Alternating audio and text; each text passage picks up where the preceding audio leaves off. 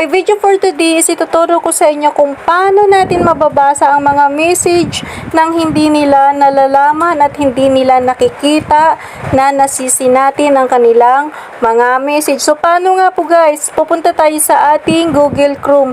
Unang-una doon tayo guys mag-open ng ating account sa ating Google Chrome. So, i-click ko po yung aking Google Chrome. So, ito guys, nakapag-login na ako dito. Nalagin ko na po yung aking account dito sa ating Google Chrome at ngayon guys may message dito. Kung napapansin nyo guys is birds all your yan ba yan? So isa yan sa aking buyer guys. So ang gagawin natin para mababasa natin yung message niya nang hindi naman niya nalalaman at hindi niya nakikitang sinisi natin yung message niya, ang gagawin natin guys is mag-i-ignorein muna natin yung kanyang account. So, i-click natin yung message niya, tapos may ignore sa baba. I-click natin yung ignore message. Kapag kinilik natin yung ignore message na yan, guys, automatic, guys, pupunta na yan sa ating spam. Kasi, guys, kaya dito tayo sa Google Chrome, wala na po kasing ignore sa ating Messenger application. Tinanggal na po yung ignore sa ating Messenger application. Kaya dito po tayo mag-i-ignore sa Google Chrome. So, i-click lang natin yung ignore message.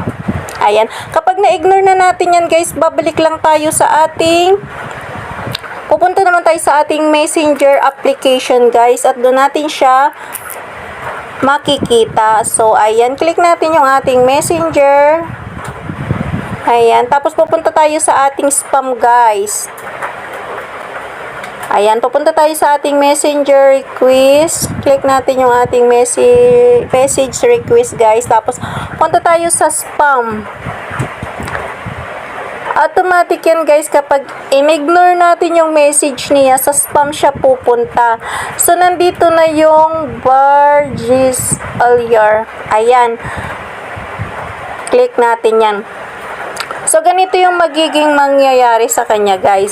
Mababasa natin yung message niya, pero hindi niya nakikita na nasi natin yung message niya. Hanggat ganito yung texture ng messenger niya po. Makikita lang niya na nasisi natin yung message niya, guys, kapag nag-reply tayo or nag-like tayo. Pero hanggat hindi tayo nagre-reply or nagla-like, guys, mababasa natin yung message niya nang hindi niya nalalaman.